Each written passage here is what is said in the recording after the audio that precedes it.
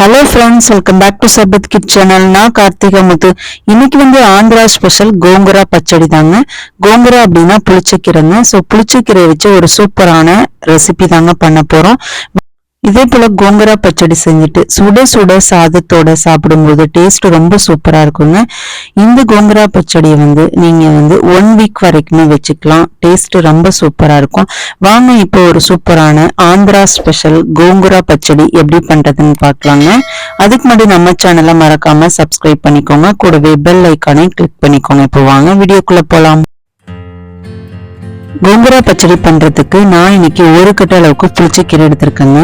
இதை இலை மட்டும் எடுத்துட்டு நல்லா சுத்தம் பண்ணி வச்சிருக்கேன். இது தண்ணியில 2 to 3 டைம் நல்லா வாஷ் பண்ணி எடுத்துக்கலாங்க. இப்போ புளிச்சக்கீரைய நல்லா வாஷ் பண்ணி எடுத்து வச்சிருக்கேன். இப்போ ஒரு மசாலா ரெடி பண்ணிக்கணுங்க. இப்போ அடுப்பு பற்ற வச்சு ஒரு பேனை வச்சுக்கோங்க. அதுல 1/2 ஸ்பூன் அளவுக்கு வெந்தயம் சேர்த்துக்கலாங்க. 1/2 ஸ்பூன் அளவுக்கு ஜீரகம் சேர்த்துக்கோங்க. இது கூடவே 1/2 ஸ்பூன் அளவுக்கு மிளகு சேர்த்துக்கலாங்க.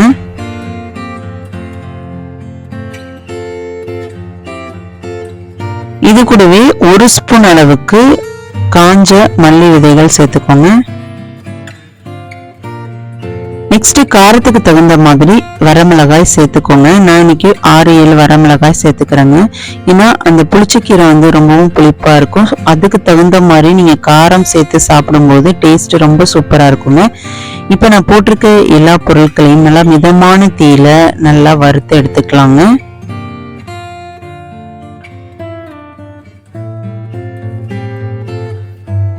இப்ப மசாலா எல்லாம் நல்லா வறுபட்டுருச்சுங்க. இதை ஒரு பிளேட்ல கொட்டிட்டு ஆற வச்சிடலாங்க.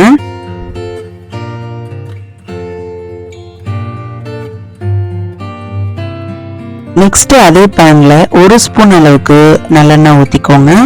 எண்ணெய் ஊத்திட்டு எண்ணெய் நல்லா சூடு வந்ததுக்கு அப்புறம் நம்ம வாஷ் பண்ணி வச்சிருந்த புளிச்சக்கீரைய அதுல போட்டுக்கலாங்க. இப்போ இந்த புளிச்சக்கீரையை அந்த எண்ணெயிலே நல்லா வதக்கி விட்டுறலாங்க.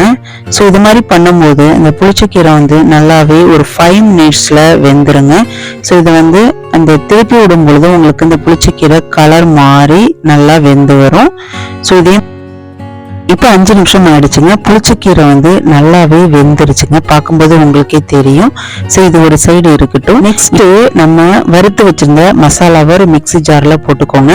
ஸோ தண்ணி எதுவும் ஊத்தாம நல்லா ட்ரையா பவுடரா அரைச்சி எடுத்துக்கலாங்க. இப்போ நமக்கு வறுத்த மசாலா சூப்பரா ரெடி ஆயிட்டுங்க. இப்ப புளிச்சக்கீரையுமே நல்லாவே வெந்துருச்சுங்க. இந்த ஸ்டேஜ்ல நம்ம அரைச்சு வச்சிருந்த அந்த பவுடரை தேவையான அளவுக்கு போட்டுக்கலாங்க.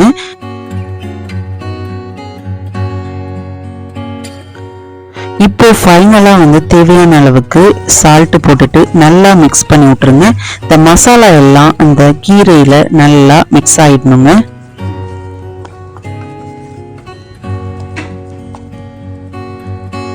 இப்ப நம்ம போட்ட மசாலாலாம் அந்த கீரையில நல்லா மிக்ஸ் ஆயிடுச்சுங்க. இன்னொரு அடுப்பு பத்த வச்சு ஒரு கடாயை வச்சுக்கோங்க. அதுல 2 to 3 டேபிள் ஸ்பூன் அளவுக்கு நல்லெண்ணெய் சேர்த்துக்கோங்க. எண்ணெய் நல்லா சூடு வந்ததுக்கு அப்புறம் கடுகு உளுந்து போட்டுக்கலாங்க. இது கூடவே 1 ஸ்பூன் அளவுக்கு கடலை பருப்பு போட்டுக்கோங்க. 2 வரமிளகாயை போட்டுட்டு கடுகு உளுந்து கடலை பருப்பு எல்லாம் நல்லா வறுபட்டுட்டுங்க.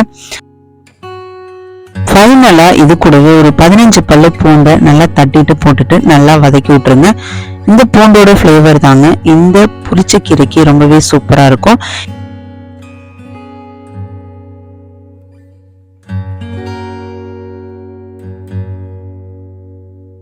இப்ப பூண்டு நல்லா எண்ணெயில பொரிஞ்சிருச்சுங்க. இந்த ஸ்டேஜ்ல நம்ம வதக்கி வச்சிருந்த புளிச்சக்கீரை மேல இதை ஊத்திடலாங்க. ஊத்திட்டு ஒரு 2 நிமிஷத்துக்கு நல்லா அந்த எண்ணெயிலே வதக்கி விட்டுருங்க.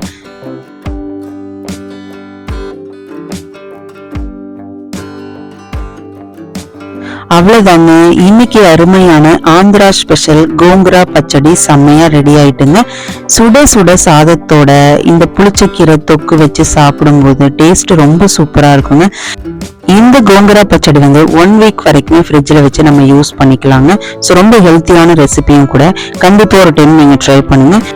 உங்களுக்கு இந்த ரெசிபி பிடிச்சிருச்சு அப்படின்னா ஒரு லைக் பண்ணிட்டு உங்களோட ஃப்ரெண்ட்ஸ் அண்ட் ஃபேமிலிக்கு ஷேர் பண்ணுங்க. நாளைக்கு ஒரு சூப்பரான ரெசிபியோட நான் உங்களை மீட் பண்றேன். தேங்க்யூ ஃபார் வாட்சிங்.